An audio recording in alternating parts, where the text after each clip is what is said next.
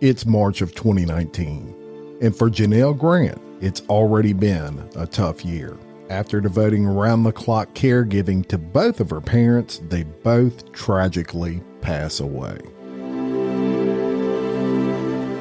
Struggling financially and without a job, Janelle dedicates herself to finding gainful employment while volunteering her time in her community.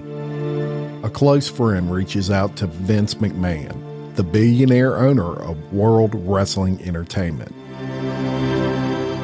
To Janelle's surprise, Mr. McMahon agreed to meet with Janelle at his penthouse apartment in Connecticut. The meeting went well, and Janelle was excited to work with the premier sports entertainment company, unaware that her start with WWE and Vince McMahon would also be the start of a nearly 3-year nightmare filled with humiliation, forced sex, and fear. I'm your host, Jim Chapman, and welcome to Exposed, the scandalous files of the elite, Vince McMahon's ownership of Janelle Grant.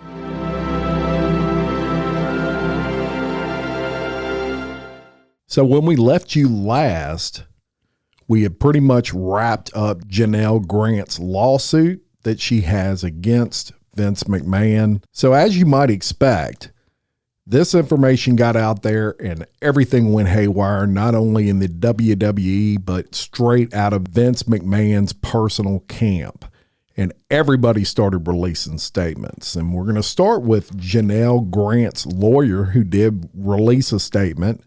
And this was the day that the lawsuit actually came out. And he said, today's complaint seeks to hold accountable two WWE executives who sexually assaulted and trafficked plaintiff Janelle Grant, as well as the organization that facilitated or turned a blind eye to the abuse and then swept it under the rug. She is an incredibly private and courageous person who has suffered deeply at the hands of Mr. McMahon and Mr. Laurinaitis.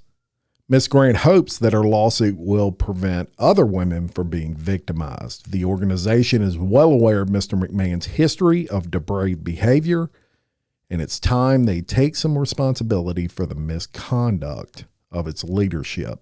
So that was the statement from Janelle Grant's lawyer. Also released was a statement from a company called TKO, and let me explain to y'all who that is. The WWE is a publicly traded company traded under the umbrella of TKO. TKO is also the same organization that owns the UFC. And those two organizations are under a even bigger umbrella of a company known as Endeavor. And Endeavor is essentially a publicly traded company that is owned by tons of movie stars. Pretty much anybody in the entertainment industry, especially from the realm of movies and TV, they have stock in Endeavor Group Holdings, which is an investment company that buys companies like the UFC and the WWE. So TKO released a statement that said Mr. McMahon does not control TKO, nor does he oversee the day-to-day operations of the WWE. While this matter predates our TKO executive team tenure at the company, we take Ms. Grant's horrific allegations very seriously and are addressing the matter internally. That from TKO. And you may wonder, did Vince McMahon actually say anything? And he did release a statement from via his spokesman.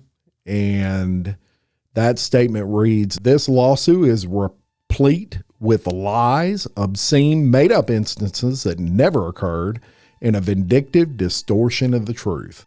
He will defend himself." So that was some statements that we actually had. And for those that may not be familiar, Vince McMahon is not the only McMahon that is or was or has been involved in World Wrestling Entertainment.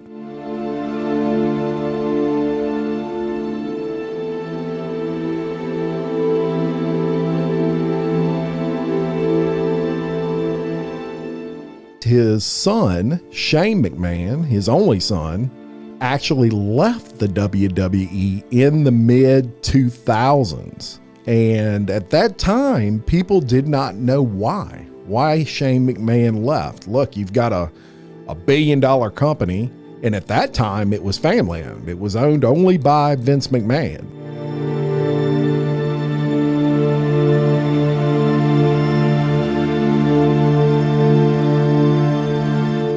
He has a son and a daughter, Shane McMahon and Stephanie McMahon, and both of them actively involved in the mid-2000s.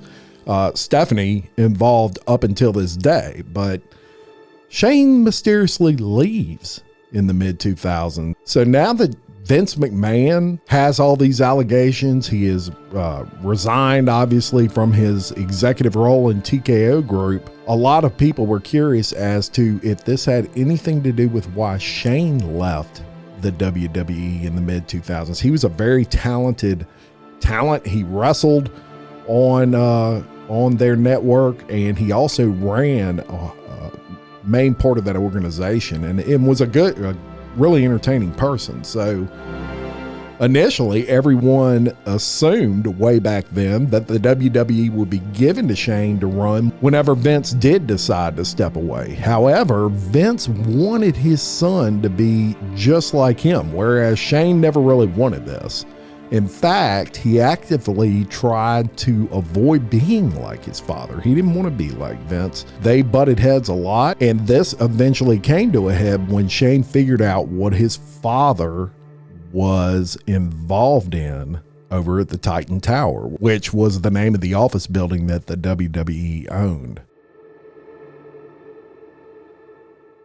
While everyone was pretty much aware that Vince had mistresses and cheated on his wife, this was common knowledge, his wife being Linda McMahon, as we told you, and they knew this was kind of a regular thing, no one really knew the extent. So reports started coming out, and according to those reports, Shane was trying to stop some of the actions that were taking place. He even stuck around, y'all, far longer than he really wanted to kind of help stop Vince, his dad's terrible behavior. He was involved in many attempts during that time to do so, but Vince's power was just too much. I mean, he was the lead owner of that company, and Vince felt that Shane would come along eventually, figured he would just kind of fall in line, and often tried to get him to engage in similar actions.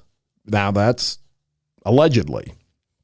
He'd even turn his father's attempts to do so in front of major executives in WWE at the time. Shane wanted nothing to do with that, y'all, and he eventually did not want anything to do with his father at all. The tension started building, and eventually Shane just left in the mid-2000s, and the two were estranged for quite some time after that. So the assumption back then, of course, wasn't all these allegations of sex trafficking and things like that and paying off all these women that eventually came out years later. Many assumed that Shane was not getting the CEO role. Vince was actually looking at Stephanie to take over that role, and they assumed that was the reason he left, and that CEO role was open because Linda McMahon stepped out of that role and kind of left that hole there. And I would imagine now that all this is coming out, you can figure out why. So eventually Stephanie kind of filled that role after Shane left. Stephanie McMahon, Vince McMahon's daughter, and eventually she married a wrestler by the name of Triple H, Hunter Hearst Helmsley, as his wrestling name was known. And they formed kind of a power couple. Now, the word on the street is Triple H and Stephanie kind of tried to do the same thing that Shane did. They knew that these allegations were going to start coming out and it was going to tear apart this company. And I don't think they knew all the actions that Vince was involved in, but I'm pretty sure they knew about the majority of them. As a matter of fact, I watched Triple H in a news conference after all of this came out, and he said he hadn't even read the lawsuit, and I call total bullshit on that. If you are the pretty much the CEO of the company, which Stephanie McMahon and Triple H are, and this is a $1 billion company, and you have a lawsuit of this magnitude that has, we'll get into all the negativity that has been shined on this company now. But if you are telling me or expect me to believe that you haven't even read the lawsuit, Triple H, you're full of shit, and you know it, and nobody believes that. But I want to tell you this quick story. Now, whenever Janelle Grant filed her internal issue with the WWE, which led to Vince, quote unquote, retiring, initially Stephanie started doing some digging on her own. And she was able to conclude that her father did engage in the actions that were claimed in this lawsuit. This is allegedly. This is inside talk within that company. It's not been verified. Very important to mention that, but I would say that the evidence definitely points in that direction. The rest of the actions Grant detailed in the lawsuit are what many believe drove a big wedge between Stephanie and her father. I'm sure she's like many of us out there and could not absolutely believe the shit that Vince McMahon was doing. So here you are, and Stephanie sits on that board of directors for the WWE. Even though it's a public company, she sat on that board of directors. Eventually, she chose to leave that role, and she has not been back since. So not only is this man ruined, his reputation, it seems like he's ruining his family, even his oldest children. So a couple of days after all of this came out, and probably I think this was the day I recorded episode 1 of this particular series, Vince McMahon issued another statement, and he said, "I stand behind my prior statement that Miss Grant's lawsuit is replete with lies, obscene, made-up instances that never occurred, and is a vindictive distortion of the truth. I intend to defend myself against these baseless actions and look forward to clearing my name. However, out of respect for the WWE Universe, the extraordinary TKO business and its board members and shareholders, partners, and constituents, and all of the employees and superstars who helped make WWE into a global leader in it is today, I have decided to resign from my executive chairmanship and TKO board of directors effective immediately." So he did resign again from that board. No surprise there. So let's get into the meat of this podcast. And that is the many prior allegations that Vince McMahon has had against him, where when I'm done filling you in on all this, you're going to wonder how this went on for so long without everybody from the FBI on down looking into this.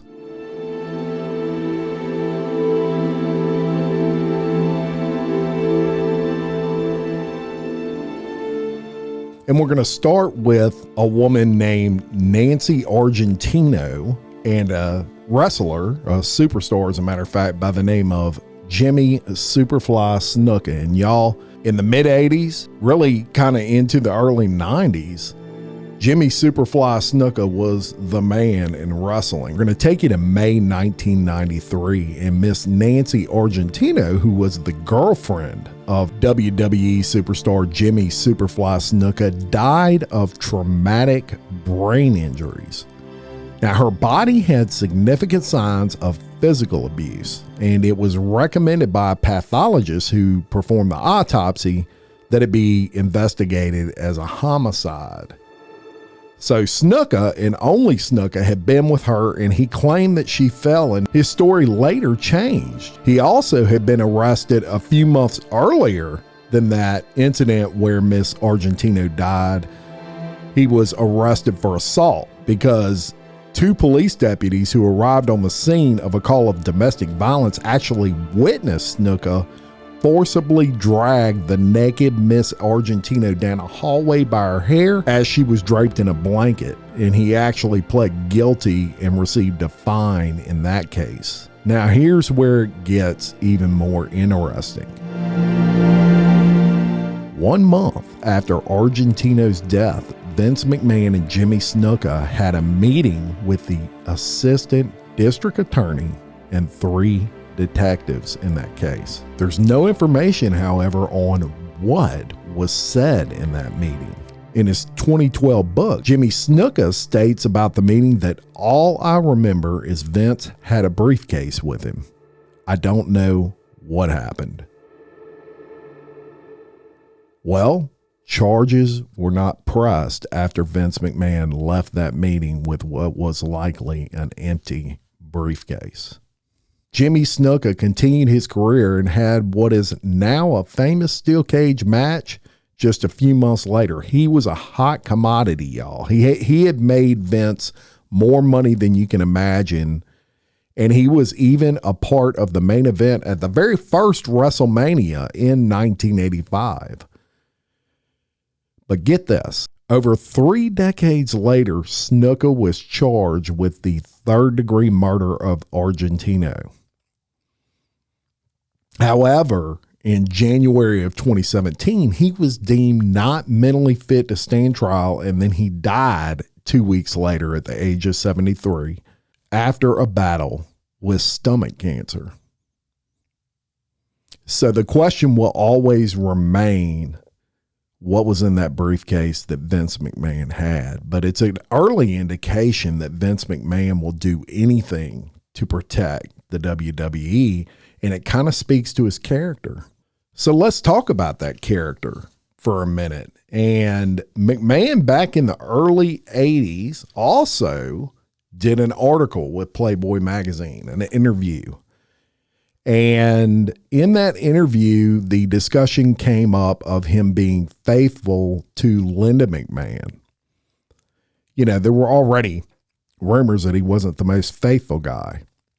And McMahon responded by saying, not necessarily faithful. I probably lied to myself, thinking she knew who I was when we got married, the wild guy. And Linda never suffered from a lack of attention, be it boom. And Linda never suffered from a lack of attention, be it physical or emotional. But one day she asked me, point blank, are you having an affair with so-and-so? And I never lied to her. Yes, I said. It crushed her. Then she asked, what about such and such? Yes, I said. And it went on, more names. And I said, yes, and yes, and yes. And he was asked, were your affairs at different times or concurrent? And he responded, different times. Some were concurrent, but I didn't think she had to know that. She didn't ask that question, or I'd have to say yes to that too. It's not something I'm proud of. I just didn't realize the impact of messing with other people's lives, notwithstanding the impact on my wife. I'm talking about the havoc you create in the other lives just from wanting to have a good time. There's no such thing as an innocent fling. When a woman commits to a sexual encounter, it's generally with a great deal of emotion, with very few exceptions. It's not just, let's have sex. Boy, that was great. Women just don't do that. So I guess maybe I hurt a lot of people. The sex was terrific, but from an emotional standpoint, I regret that. And then Playboy asked him, well, have you changed? And he said, I learned about the ramifications of sexual relationship. If you're married, you're touching a lot of lives, mostly negative. I was thinking it was just supposed to be sexual.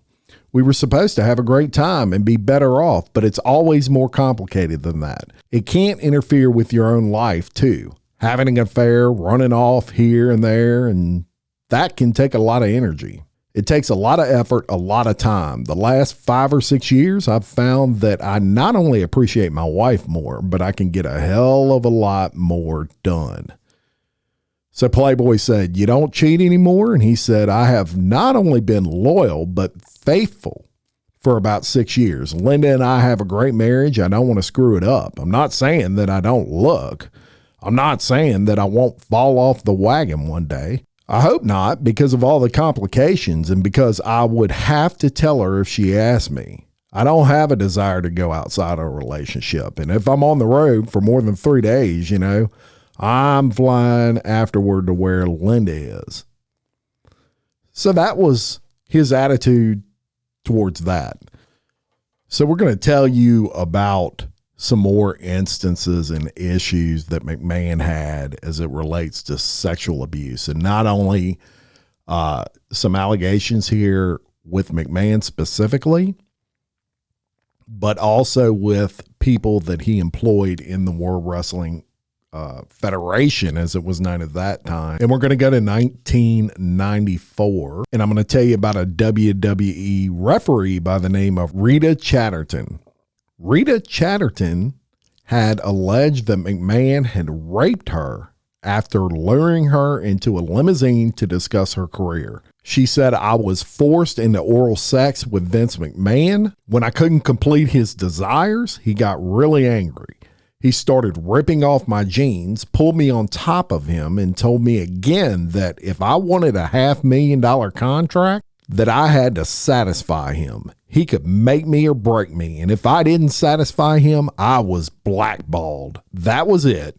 I was done." So I have a clip of Miss Chatterton that I'm going to play for you in her own words as she recounts what McMahon did to her, and that's right here. Meet Rita.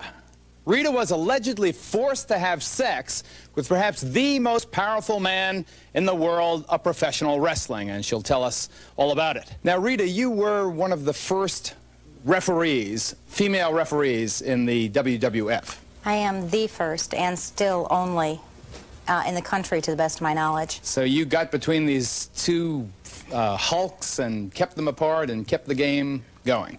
Yeah. As the first woman to break into that previously all-male area, you certainly stood the chance of making it very, very big, becoming a celebrity in a business, because wrestling obviously is more business than sport, in a business where the celebrities really do generate substantial income. What were the promises made to you by WWF officials? The first day that I had met Vince McMahon, the first day in his office. Vince McMahon is the owner of the WWF. Okay. There he is, a familiar face to anyone with a TV. Yeah, Vince McMahon, what Vince says goes. That's the way it is. Nice dimple, Vince. I was offered a $500,000 a year contract. I was told that I was going to be so big, my name would be a household item. Everyone would know who I was.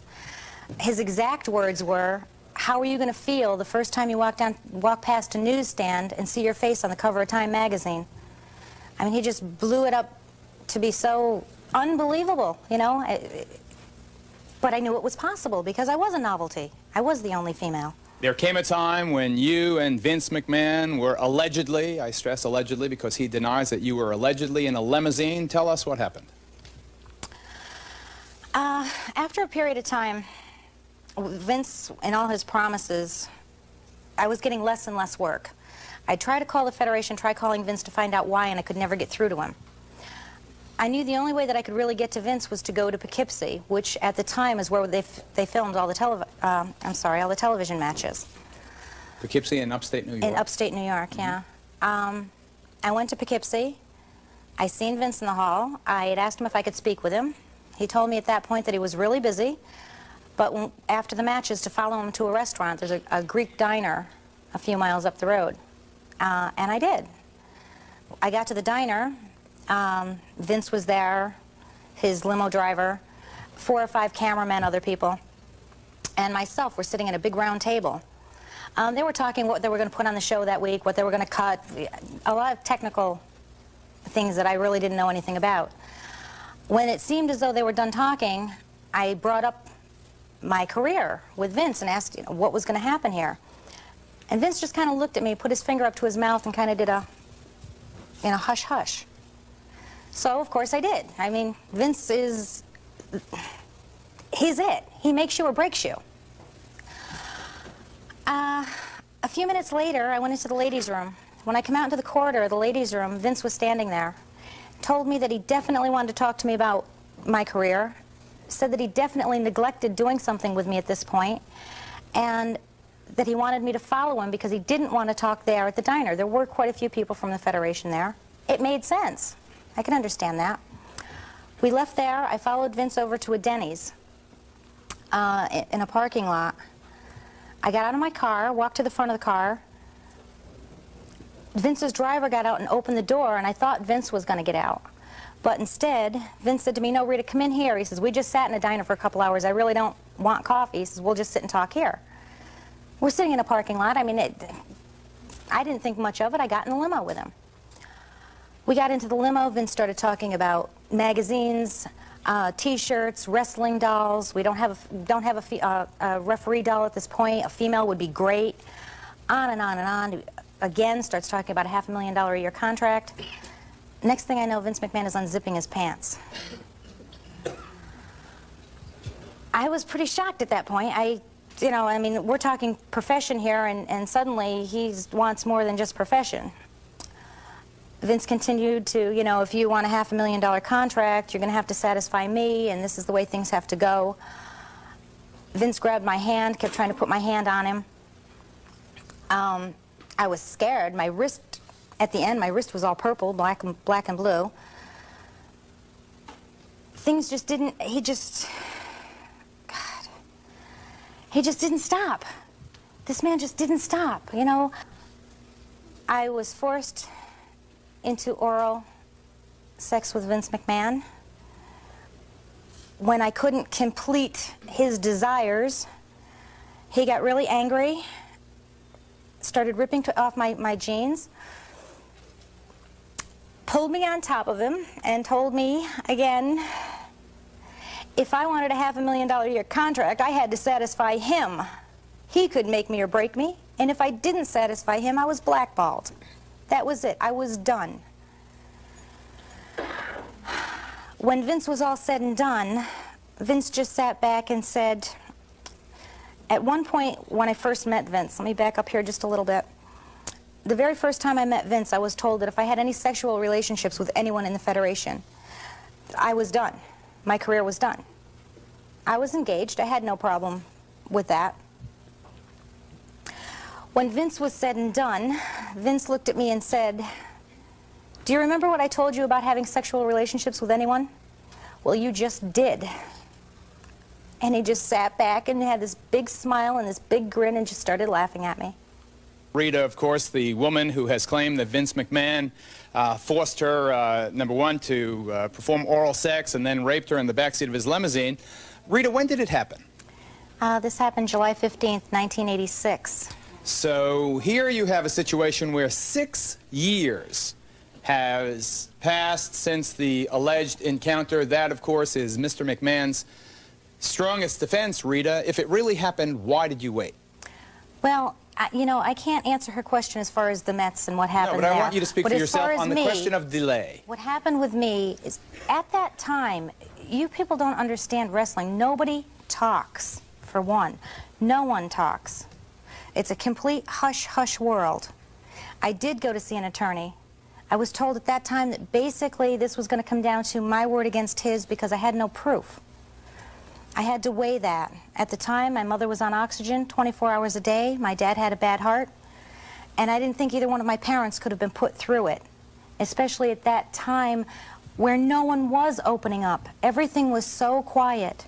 One of the things that we found, Rita, and this is to you and Murray, is that the World Wrestling Federation, like any big business, when confronted with an allegation or a scandal, does have the capacity to put it maybe harshly, buy off potential complainants. Were you ever offered a cash settlement? I wasn't offered a cash settlement, no. Murray? So the sexual abuse didn't only exist with respect to Vince McMahon. People that worked for what was the WWF at that time. And in 1992, a wrestler named Terry Garvin and a former wrestler turned high-ranking executive for the WWE by the name of Patterson were accused of sexual abuse. Many witnesses came forward and said they were fired shortly after they refused the sexual advances of Garvin and of Patterson. However, it gets worse, y'all. Garvin had made sexual advances to ring boys, what was known as ring boys, and Vince McMahon seemed intent on defending both Garvin and Patterson. And honestly, he had a reason to. Patterson was a huge contributor to the WWF at that time's success. He was the first ever Intercontinental Champion, and he was actually the brainchild of the Royal Rumble, which was hugely successful and a major part of the WWE all the way up to this day. Now, it gets even worse than that. Ring announcer Mel Phillips was also in charge of overseeing the ring boys. And these were mostly just local kids, and they would volunteer for what was a single event, and Phillips would entice them with the opportunity to see the wrestlers for free. Now, during his career, y'all, he was accused of molesting countless kids. The Phillips scandal is actually what caused Linda McMahon, Vince's wife, to fire Phillips in 1988, but she eventually rehired him on the promise that he would stop molesting kids. True story. Then the public scandal about his sexual molestation within the WWE broke in 1992, and it put Garvin, Patterson, and Phillips kind of back in the spotlight. And Vince reacted by releasing all three just prior to showing up for a 1-hour interview with Phil Donahue. And Phil Donahue actually brought multiple WWE employees who were let go after telling Vince that Garvin and or Patterson had made sexual advances towards them. So I'm going to talk to you for a second about a guy by the name of Murray Hodgson. And in the early 1990s, Vince McMahon and the World Wrestling Federation, they held a nationwide search for a new announcer for their programming through Billboard magazine. The winner of that search was a radio DJ from Detroit, Michigan, named Murray Hodgson. And Hodgson would sign a 2-year deal with the WWF, as it was known at that time, but he would only work for the company a few weeks. He was fired by Vince McMahon for reasons that he wasn't very good on television. And 6 months later, Hodgson files a sexual harassment lawsuit against Vince McMahon and the WWF.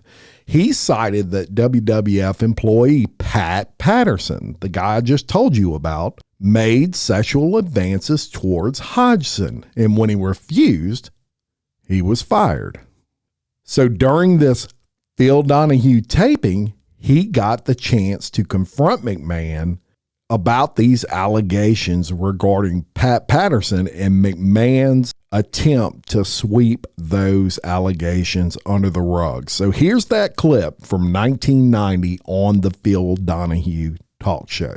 Do you believe that sexual harassment exists in your workplace? I believe that there's a possibility of sexual harassment existing everywhere. And I asked directly if it was in the World Wrestling Federation. I don't want it in my organization. I don't want it. I'd like to reiterate the question. Do you believe there is sexual harassment amongst the wrestlers or employees of the World Wrestling Federation today? There is a possibility of that. That's why I have these independent investigators to come in. And who are these independent investigators? Fairfax Group Limited. And I would like, to hear what you have to say, and everyone has to say. I want to get to the bottom of it. Would you therefore believe that because of all these allegations coming forward and more corroborating evidence proving that there's no doubt sexual harassment is running rampant in the World Wrestling Federation, that you are definitely going to come public and do something about it? Why wouldn't I? If in fact that is the case, why wouldn't I do something about it? Why would I risk what we have? Because you haven't done anything about it until it became public, because you thought it was under the water. Because I had no knowledge of it. I made knowledge of it to you when I was fired, and you just blew it off and let me go. I retained a lawyer. Because you were not very good. You were not a very good announcer. You could not. That's the only reason why you were fired. You could not make the transition from radio to television. That is the only reason why you were fired. I would like to remind you, sir, that I have a 2-year contract. 2 years. You also have a clause in your contract that states, and as you know, you were hired on a trial basis. I was not hired on a trial basis. You do not have a contract? Mr. McMahon, I have a 2-year deal with your firm. In that contract, you will note, in a clause, it states very clearly, and I have it outlined for all to see here today that you can be fired almost at whim if, in fact, you're not doing a good job. You did a horrible job. That's the only reason why you were fired. That's it. Maybe I should point out, first and foremost, that might be your inability to pick good talent. It could be. You had a national talent search, Vince McMahon. Could be. You advertised in Billboard magazine and across many different media sources searching for one man that could be the new face and voice of the World Wrestling Federation. You flew me in back and forth 4 and 5 different times from Detroit, and you chose over the course of 1 year of negotiations that I would be the man for that job. I didn't sleep with your vice president. 2 weeks later, I'm fired. I also want to point out one very important fact. From your office came a letter to my landlord to verify my employment. From that letter, I must bring this point up. It says Murray Hodgson has a very secure job with Titan Sports and is a positive and productive employee. From your office. Just because I don't sleep with your vice president, that qualifies to blow me out of a 2-year deal? I don't buy it. Right.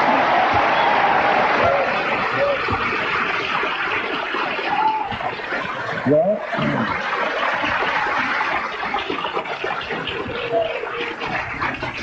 said very well, but I believe untrue. If in fact these allegations against Pat Patterson, whom you won't name, are true, why not pursue the legal course, the legal recourse? Why not pursue? We are doing that right now. You are. And you are aware that you waited 6 months after you were let go to bring these homosexual charges against Pat Patterson. 6 months you waited. Why? September 14th. If in fact you were fired on the spot, if you were fired for incompetence, all right, why didn't you say right then, why didn't you say, hey, look, Vince, your vice president made a pass at me. You never told me that. No one had any knowledge. Human resources had no knowledge of that. Rene Dubose was waiting to hear your story. Why did you wait 6 months? You asked me for $160,000 today, otherwise you were coming on this program. I'm happy you're on this program. Mr. McMahon, do not try to deflect the truth here. First and foremost, what are you asking for? How much money have you asked for? I have never asked for any amount of money from you. You have tried to buy me off to shut up so I wouldn't come forward and tell of these allegations that's running through the World Wrestling Federation. Your attorney should be consulted. My attorney, on September of 1991, came forward to you with a letter addressed to you, telling you exactly what happened and that I was discharged wrongfully. I had a 2-year contract and that you too were well aware of the fact that there was a homosexual advance made against me. Don't tell me I waited 6 months. 3 weeks later, I was on your rear end. 3 months later? 6 weeks later. No. The only reason we waited a little longer was because you continued to try to negotiate to buy me out, and I wouldn't allow it. The fact of the matter is, if you look into this man's past, the fact of the matter, if you will look into your I don't think we should bring up the past. I guess not. The issue at hand here, Mr. McMahon, is one thing and one thing only. You addressed on Larry King Live Friday on CNN. You went on and you said that I never worked for the World Bodybuilding Federation. I am on a video that is sold around worldwide. True, your my voice. So you told the country that I didn't work for the World Wrestling Federation. You say you were a freelance and you were hired. Well, of course not. Right. But you weren't. Second of all, you said you fired me. You didn't fire me. John Filippelli not only gave me the letter, but he also fired me. John felt so bad that I was being released that he allowed me to stay at his house if I wanted to and be with his family until I could find further place to live. And that's, my friend, speaks to all of the good deeds and good people throughout the World Wrestling Federation. We're talking about 3 people here. We're talking about 3 people, and only 3 people that have brought these allegations against. We're not talking about the 300. We're not talking about all of the wrestlers and things of that nature. Let's keep some balance here. Now, to be fair, in this case, as it turned out, Hodgson's own lawyer decided to drop him as a client after McMahon and his team of lawyers and some independent private investigators discovered that this wasn't Hodgson's first sexual harassment lawsuit. Apparently, Murray Hodgson made a career out of suing ex-employers for the same allegations. The jury in his case not only dismissed the lawsuit, but allegedly called Murray Hodgson a habitual liar and a con man. Murray Hodgson would soon disappear from the spotlight, and it is believed that Hodgson now lives and works as a nightclub owner in the Michigan area. It's also worth mentioning that after that public scandal calmed, McMahon did rehire Patterson. The Mel Phillips side of that scandal resurfaced in 2021 when it was reported in detail that one of the kids who Phillips molested was a kid by the name of Tom Cole. Shortly after the story was made popular again, after it gained traction on, social media and what, sadly, Cole commits suicide. And his brother, very upset about this, took to Twitter to blame the McMahons for covering up for child molesters. And that Twitter post said, "My brother Tom committed suicide a couple of hours ago. Vince McMahon and his wife Linda let child molesters into their companies years ago and did everything possible to cover up what they did to my brother. I hope you can sleep good at night, Vince. Our family suffers. Thank you." And that from Lee Cole III, the brother of Tom Cole. Sad stuff. And now we're going to talk a little bit about the Fabulous Moolah. And the Fabulous Moolah, one of the iconic wrestlers, female wrestlers of all time. She was a woman's wrestling champion for 28 years. She trained female wrestlers independently, but it's also reported that she abused many of them, and she would even leave them with powerful men in the business, some of whom would allegedly even abuse them further. She managed to also take advantage of those whom she sent to Vince to wrestle by making sure that her wrestlers only received payments through her, taking as much as 50% before paying them.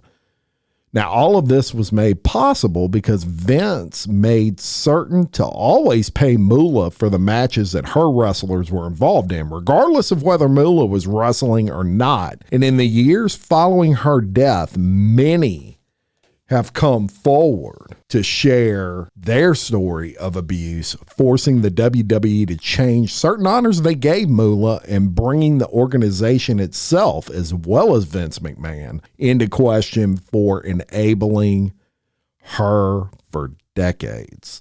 So it wasn't even just limited, if you thought that this was just limited to the male gender, you're wrong. Even some females in the WWE were certainly privy to and even participated in some of this disgustingness, sickness.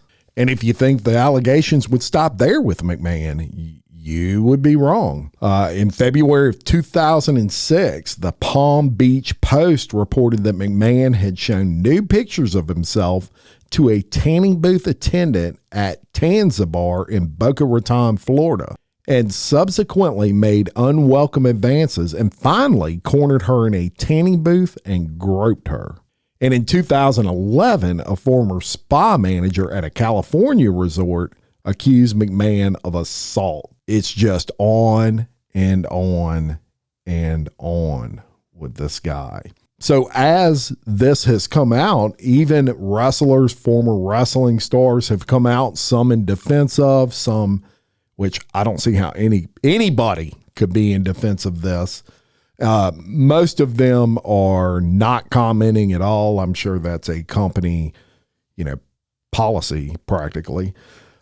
Shawn Michaels, a former WWE star, if you're familiar even slightly with wrestling, you've heard of the Heartbreak Kid, Shawn Michaels. He came out, issued a statement. It wasn't necessarily, he kind of evaded the question, but he did compare his ability and the ability of wrestling stars in the WWE as it relates to, I guess, finding sex from women that would attend events.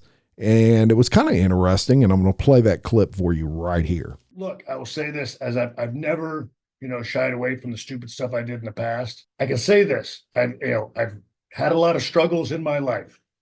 And I don't know how to say this without it sounding, shameful, but being with a lady was not something Shawn Michaels had a difficult time doing. I've never been in a situation where it was not consensual or any way, shape, or form. I've never taken advantage of someone in that respect.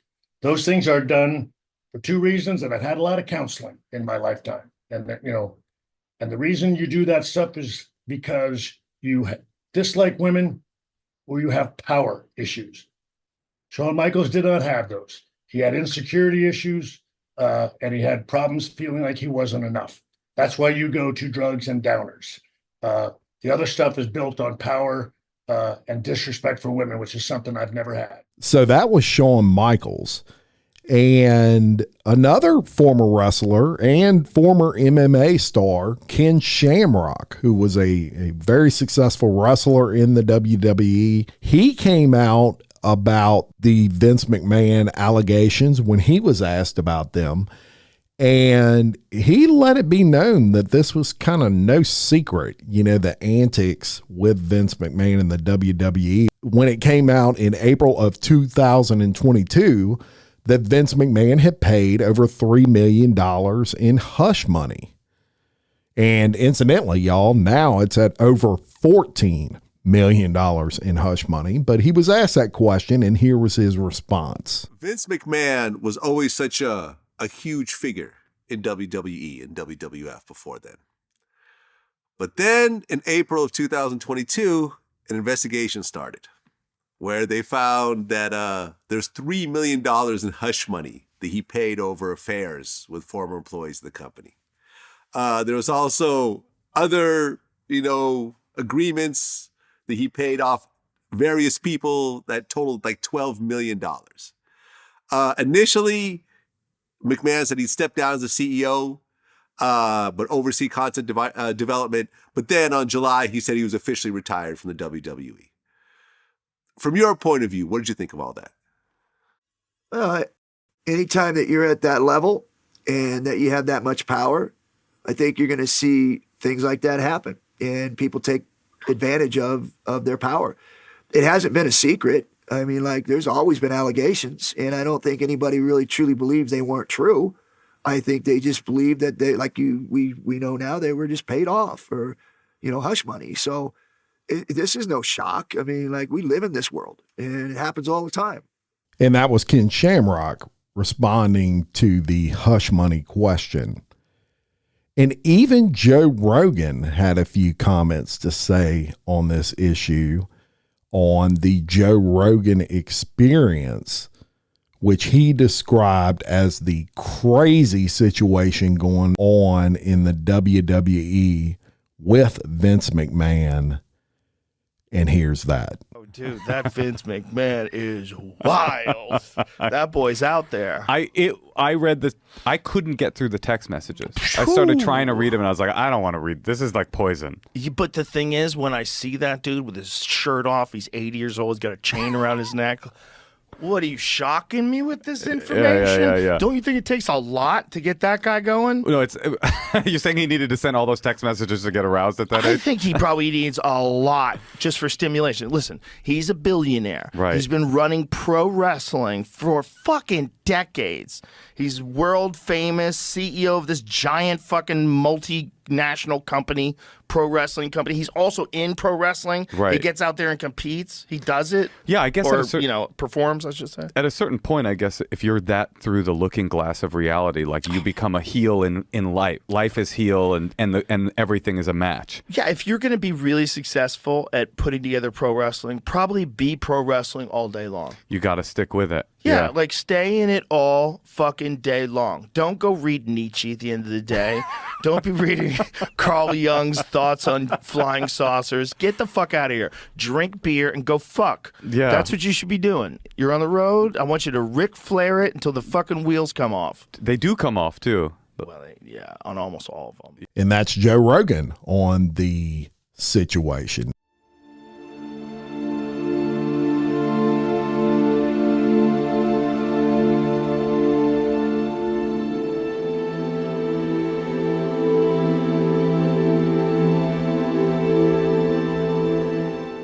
The investigation's full findings, y'all, still have not been released. I'm sure there's going to be much more to come. The WWE has said that they personally have found McMahon to have made at least $14.6 million in payments to women who have accused him of misconduct, and that is just from 2006 to 2022, and that those payments have been recorded as business expenses. So I'm sure the Vince McMahon saga will continue. Thanks for joining me in this 3-part series of Exposed: The Scandalous Files of the Elite, Vince McMahon's ownership of Janelle Grant. A new series will be coming up next Monday. Keep listening, and much love.